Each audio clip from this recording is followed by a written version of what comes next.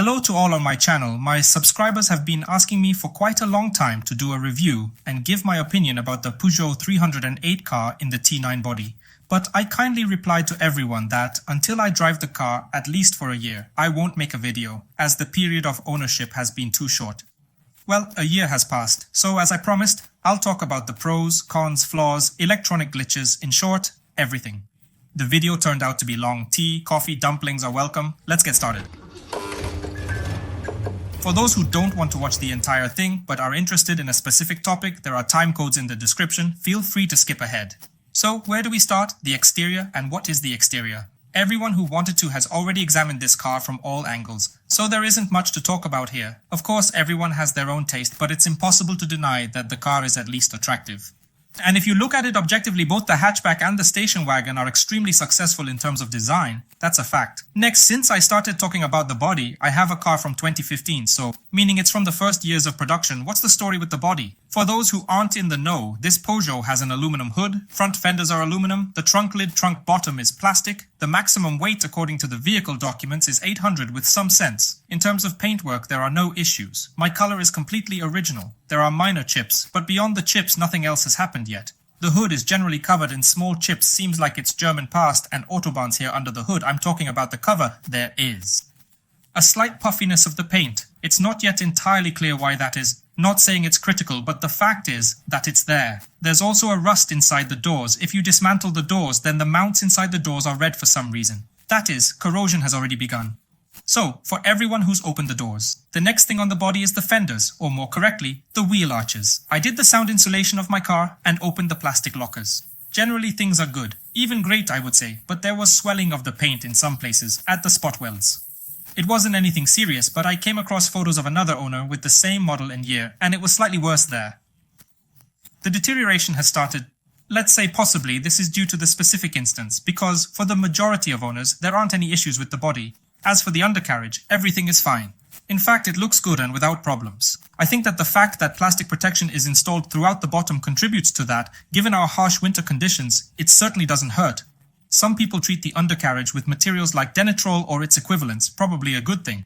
Not bad, but I was taken aback by the somewhat high cost, so I treated it, apologies to my followers, with lard. Yes, I know, in these modern times it seems a bit like a throwback to the USSR, old-fashioned and so forth. But in fact, its anti-corrosion properties are gorgeous. The price tag, it's a pleasure. The only thing is to apply it. It's still hemorrhoids, but the sprayer and the hairdryer work wonders with the push of time. Not much has passed so far, but nevertheless, the summer of 2021 turned out to be very hot. Abnormally hot, in terms of the fact that the push lard will all be under the car, will drain into a big puddle. No, it's all nonsense. Even the sarok from the vertical surfaces, it's still there. So if you want to keep the car in its original condition for a penny and are not afraid of getting dirty, Push Salo is waiting for you, but I'm not really calling on anyone to do anything. Okay, let's move on to the body. The situation is clear. Let's tell you about the legendary 1.6 HDI diesel engine with 120 horsepower. This version of the motor has 8 valves. It works for me together with a 6-speed manual, but judging by the reviews and numerous comments, the automatic is also not bad and you can take it. A Japanese icing was installed, there are no problems with it at all, everyone drives and rejoices. So, the engine, in terms of the reliability of this unit, is praised on the internet and in the repair shop. Yeah, it's an old, reliable, simple and unpretentious French diesel installed on a whole heap of cars. And objectively speaking, it has only one serious flaw. These are the blue letters HDI, or in simple terms, Euros. For those not in the know, the car has got a diesel particulate filter. On the whole, it works approximately the same as everyone else's, neither worse nor better. Also, there is a tank with a special liquid, AdBlue, underneath the trunk. The tank lasts for about 1,000 kilometers or something like that. And there is another tank with a fluid, it's called. It's installed underneath the back end around the rear left wheel. It's changed very rarely, once every 160,000 kilometers or something like that. The capacity of this tank is about a liter. It's quite small. And the problem with this entire system is this. For the first owner, it usually works like clockwork, but at mileages of approximately between 150 and 250,000, problems start with this system, with the only difference being that for some it's minor, and for others already serious. I'm a member of one of the Peugeot 308 groups, specifically the one for the T9 body type, and subjectively speaking, about 80% of all messages concern problems with this system one way or another. Someone complains that you need to add aeolus fluid, but it's already there. Someone has a problem with the injector that injects this liquid into the exhaust system, and if problems have started, if there are issues with the injector, there'll soon be problems with the particulate filter, since it's all interconnected. There are really a lot of nuances. There are a ton of examples, like you could go on a long vacation trip, and all of a sudden your car might flash some error message on the screen about some emission system issue, saying, "I won't start in 1 kilometer." I'm not kidding, it directly tells you so, and it will do just that. Plus, all these problems and solutions are known for each specific issue in principle, but the problem is it's expensive. As a result, if people drive this engine for a long time, they simply disable all the emissions controls and life is good, everything's fine after that. The cost of the procedure depends on how greedy the mechanic is, let's say, starting from $250 and up. Otherwise, there are no serious issues with the engine, well, as if there aren't any, for me personally and for everyone else. Yes, there are some things like worn out rubber bands on the air filter. The repair cost is peanuts, but if not noticed in time, you can rub through the wiring, then it'll be a major issue. Worse, many also have sweat in the injector well. It slightly emits diesel fuel, just a little. It's fixed by replacing either the sealing rubbers or the washers, but again, it's a trivial expense. I checked mine. There's dirt, but it doesn't seem severe. That's probably all about the engine. There are other failures, of course, but they aren't common in terms of engine maintenance. Filters, oils, everything can be replaced on your own without any trouble. Everything's straightforward. The only thing is there are plenty of plastic parts that can be broken, but that's the case with all cars nowadays. So is that really a downside? I changed the timing belt along with the pump, antifreeze and labor. It cost me $115 for a 2015 car. That's a very reasonable price. So to summarize, the engine is really solid and reliable. The only thing is when purchasing a car, set aside $250, $300 upfront for repairs. Ecology, yes, the Greens will forgive me, and this is bad of course, but sooner or later you're going to encounter this. Everyone is dealing with it. Unfortunately, let's move on. The salon, look, it's very interesting situation. Before that there was an Opel that had buttons on the dashboard like in an airplane. The whole panel is in buttons. Now there are just a few keys left. All functions, both multimedia and ventilation systems, are displayed on the touchscreen. And for me, when buying it was, let's say, an exciting, very controversial moment. Let's start from the beginning. Is the sensor convenient? How practical is it in everyday use? There are no questions or outright screw-ups on all these sensory matters.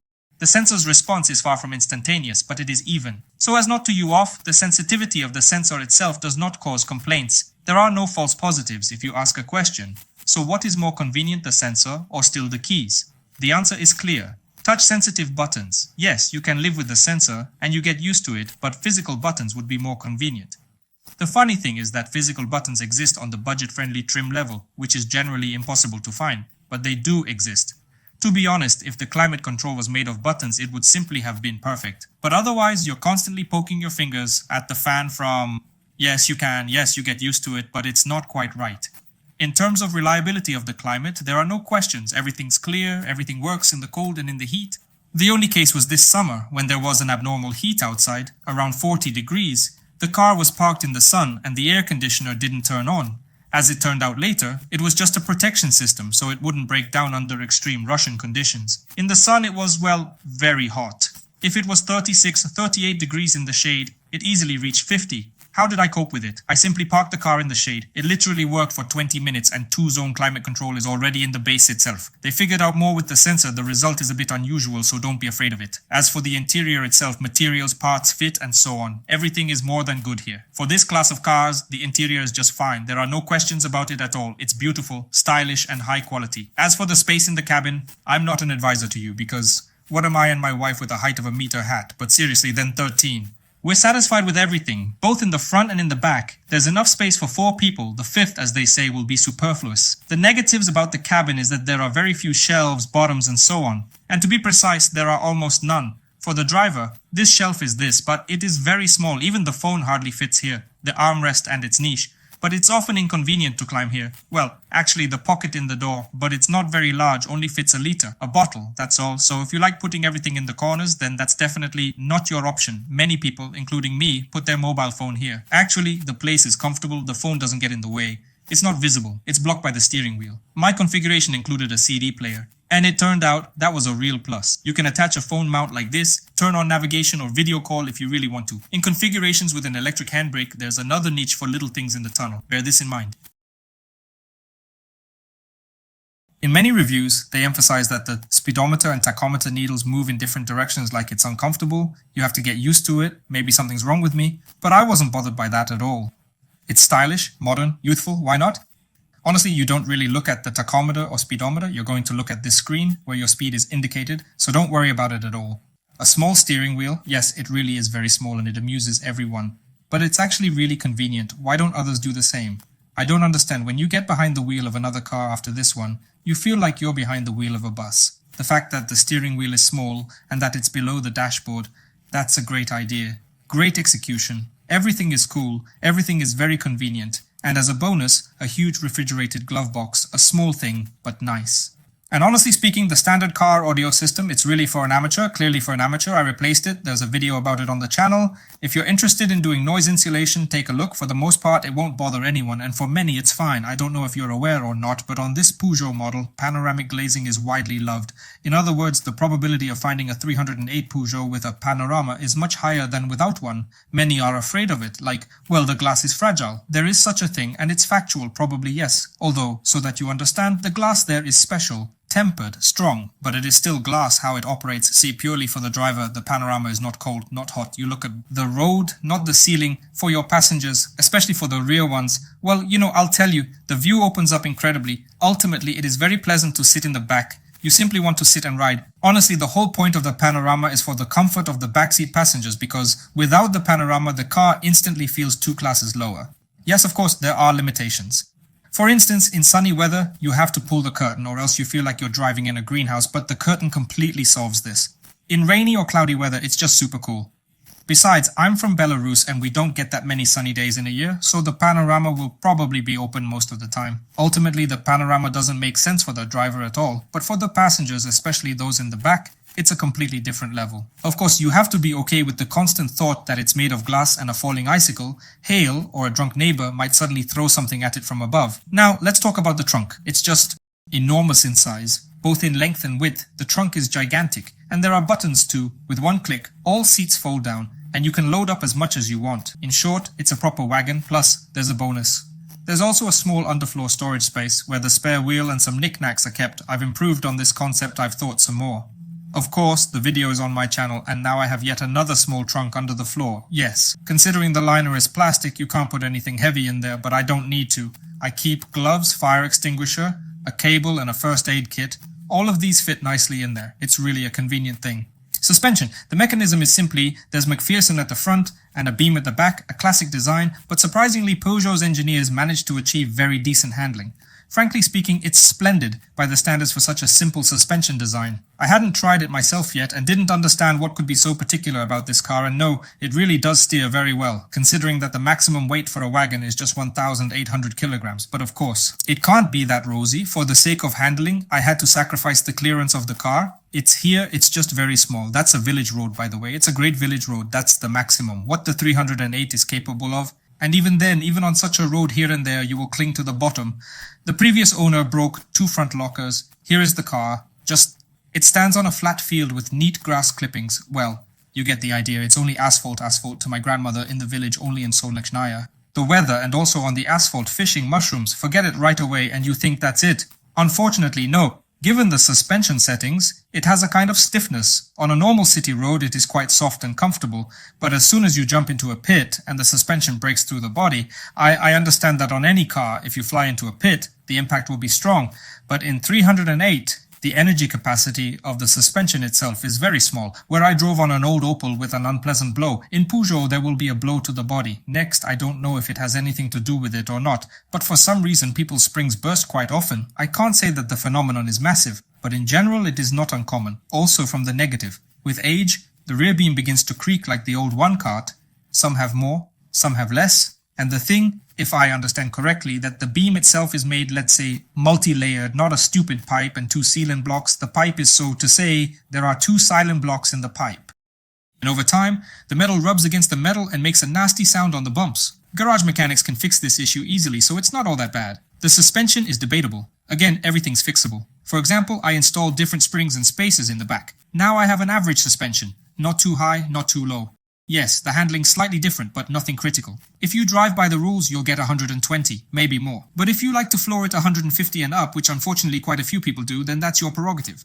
Yes, the 308 with the overpriced suspension looks a little off. It's not as cool, not as sporty.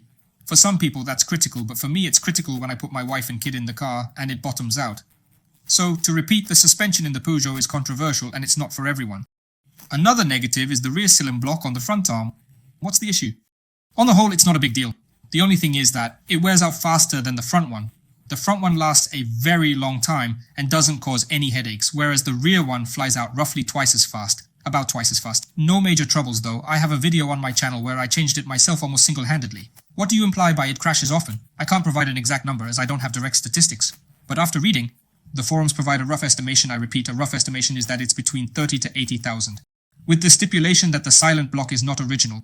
The sequence of numbers is approximately this. Some might suggest that even 50,000 kilometers is not a bad result. It's not necessarily a bad outcome, and I'm not implying that it's a bad outcome. Structurally, other things being equal on McPherson's strut with silent blocks can last about an order of magnitude longer. Consumables and maintenance. As I've mentioned before, at the time of the review, the car is roughly 7 years old. I've personally used it for a year, during which time I've driven slightly less than 15,000 kilometers. It's some kind of experience, but indeed I have an experience. So, what broke and fell apart during this time? I already bought a car with some problems, I knew about them, but still the silent blocks in the front arms, air filter pads, rear brake pads replaced the dust cover on the rear caliper, the climate control unit died. Or rather the evaporator of the air conditioner, an extremely atypical breakdown for cars of these years, but it happened. A clip on the clutch pedal, repair of doorstops, trunk shock absorbers. In total, all this cost $274 per year. These are unforeseen costs, so to speak. Then there were planned expenses, maintenance of equipment. I changed the timing belt, pump belts, antifreeze, brake fluid, all filters, and I did it twice in a year. The battery since the old one was almost dead. And I didn't want to wait for the moment when it breaks down. I poured in simple oil, in my opinion, of quite decent quality, only because the old owner cut out all the ecology. That is, about the condition of the diesel particulate filter. Filters, yeah. Overall, I don't need to think about the entire Euro 6 system. Let me say it again. Only because I can pour this oil into my engine. If your emission system is in place and working, you definitely can't use this oil. The total car servicing for the year came to $385. All sorts of improvements and non-essential things like soundproofing, so acoustics, new tires, replacing factory springs with strengthened ones. I won't consider all this because everyone has different needs and wants. In total, for 1 year on the Peugeot 308, I invested $659 on repair and maintenance, from which you can safely subtract the cost of replacing the timing belt on the air conditioner installation, as it's not at all guaranteed you will change it. And if you consider that, I am not at all embarrassed of this word. Driven to the state of the equipment and changing brake fluid, which almost no one ever changes. When I change it, everyone looks at me like an idiot and thinks, why am I doing this? I changed the oil in the manual transmission and changed the filters twice as often as recommended under tough driving conditions, so not 50,000, not 30,000, but actually 15, 20,000. To keep it short and not burden you with numbers, the overall maintenance is cheaper than, say, my old Opel, simply because it's a French car and no one likes the French. Glitches, errors, and unpleasant moments. This is a very interesting point. When I bought the car, I was really afraid I'd experience why many people dislike the French. Electronic glitches, and not just electronic. One morning I came to the car and saw this picture. I bought a French car, I thought, if anything, it's anti-freeze, and it had leaked. It turned out no, in fact the car was completely not to blame. The issue was with the Webasto I had installed. I won't delve into the technicalities, but the repair was free. Everything was done under warranty. It was purely a Webasto glitch. Then another time I came and saw a picture under the car, and this was diesel fuel. It got more and more interesting. As it turned out, I filled up the tank, parked the car, and the street had abnormally high heat, say 35-38 degree, and something went awry. Perhaps the cap on the fuel tank didn't work or something, I don't know. In actuality, the problem disappeared as quickly as it emerged, but of course I got a good scare. Do you think that's it? Suddenly the rear view camera decided not to turn off. It just froze. Speaking truthfully, this happened only once in a year, and rest of the time it works like a Swiss watch. Still, it happened. Another event. I get into my vehicle in a parking lot and the car reacts like this.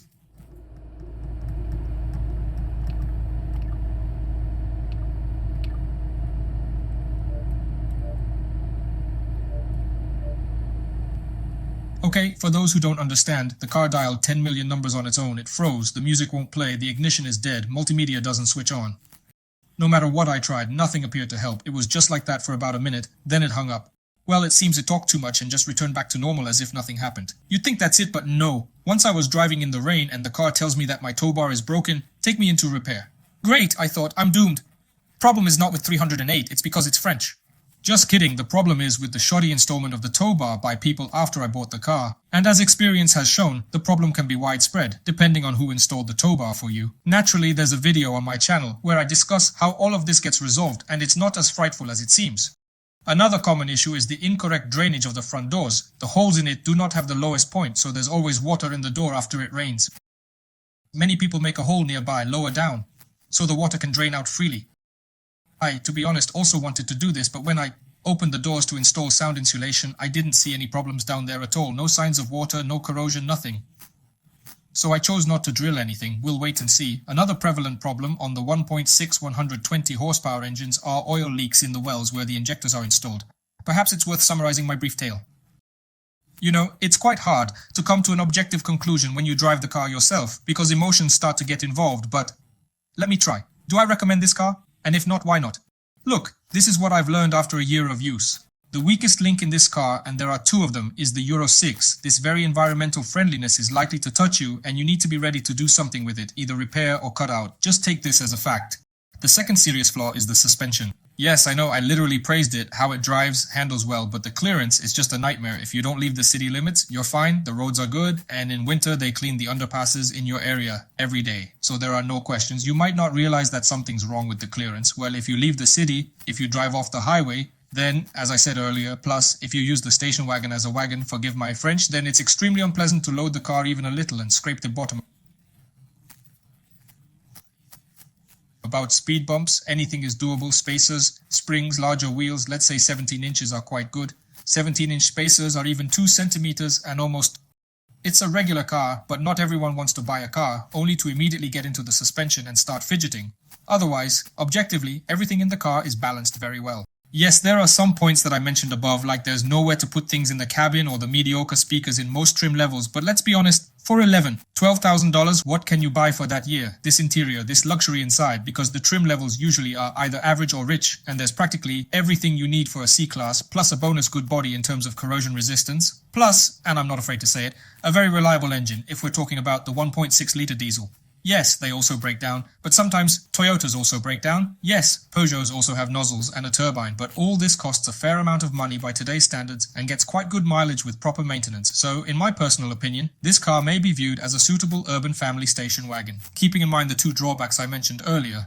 Lastly, under many of my videos, people are constantly asking when the comparison between Peugeot and Opel will be, and which one's better and which one's worse. For those who don't know, I used to have an Opel Astra J. I made a lot of videos about it. There's a lot of content about this car on my channel, but since one man decided to gift me a car for the new year, I sold my car and bought a Peugeot. So, for those who are interested, here's a quick blitz Q&A. Short and sweet and as subjective as possible. The engine is a 1.710 horse in Opel and a 120 horse 1.6 in Peugeot. In terms of gas mileage, Peugeot takes the lead. The Peugeot also uses 1 litre less fuel under the same conditions. Also leads in terms of dynamics, in coupling the engine and gearbox, Peugeot comes out on top again. The engine and gearbox are tuned quite flexibly. Plus, at least there were no special issues with the Opel engine. However, nobody's making legends about the 1.7 engine, and this 1.6 is referred to as an indestructible diesel, probably for a reason. So 1 point to Peugeot, interior quality, materials, comfort, all that stuff. So there's slightly less material in the Peugeot, but it's better. Style, design, overall, the feeling that you're in a more expensive, more technologically advanced car. The trim levels in Peugeot are usually richer by default. Climate control, auto-dimming mirrors, panorama, rear view camera, parking sensors all around. Opel has all this too, but you still need to look for it in the 308. It's just at every step, so the advantage goes to Peugeot. The spaciousness of the trunk. Here, the French were clever. The cars are essentially the same size, but inside the Peugeot, they took about 10 centimeters off the back row. Seats and gave it to the trunk, and if you're not very tall like me, you didn't lose much, but you got a huge trunk instead of a large one. And if once again the passengers in the back are of small stature, and you have a panoramic roof in your configuration, they won't have no idea there's any discomfort and everything will be fantastic for them, just like in my case. So once again, the victory goes to Peugeot. Noise insulation, that's where Opel has the upper hand. Not to say the car is drastically quieter would be an overstatement, but it's a tad less noisy, likely due to the car simply being heavier. There's more metal in it. It's not quite fair to compare the bodywork, since the Opel is older than the Peugeot, but after 7 years neither the Peugeot nor the Opel exhibit any body issues, so it's a tie. Suspension. The suspension is basically identical in design, but the one in the Opel is a bit sturdier and better adjusted for comfort and fuel efficiency. The handling is marginally worse, but with higher ground clearance, the Opel takes the overall points. Reliability, if we're being factual, the Opel turns out to be more reliable. It didn't have any technical issues like the Peugeot did. However, a rotten air conditioner evaporator is extremely rare, more of an isolated case. On the flip side, within 5 years, nothing serious happened to the Opel. In the Peugeot's first year, I had to visit the garage quite often, but all of these visits, except for the air conditioner, I already knew when I bought it, so to criticize this car seems somewhat unfair. On the other hand, I drove the Opel for 5 years and the Peugeot for just 1 year, so I think it would be fair to give 0 points to both since it's not right to compare. But the Opel had fewer issues, ease of repair. As you already understood, I try to do most car-related things myself, hence Opel wins. I would claim that Peugeot is more technologically refined than Opel. And secondly, they are French. You understand, though not every aspect is complex and foolish. Many parts are indeed quite repair-friendly, but overall the Opel is built more ruggedly and simply, no offense to Opel. Cost of maintenance, clear victory for Peugeot here. Why though? Somehow the Peugeot ranks lower in the food chain than the Opel. No one likes French cars, considering them to be buggy scraps. While Opel has pricier similar parts, air filters, brake pads, everything is more expensive, though Opel too. Not everyone likes it. In total, Opel scores 4 points and Peugeot 5. Does this imply that Peugeot is far better than Opel? No, but if we talk about the individual aspects head-on, the results I've told you are as brief as possible, yet as informative as I could. I've told you everything I knew about the Peugeot 308 at the moment. I tried to be objective. Questions, propositions, disagreements, or potential inaccuracies, as I too make mistakes, I'm human. Maybe I forgot to mention something. Write everything in the comments, ask questions, I'll try to answer everyone. Today that's all from me. Thank you all for watching. Everyone goodbye, and as they say, neither a spike nor a rod.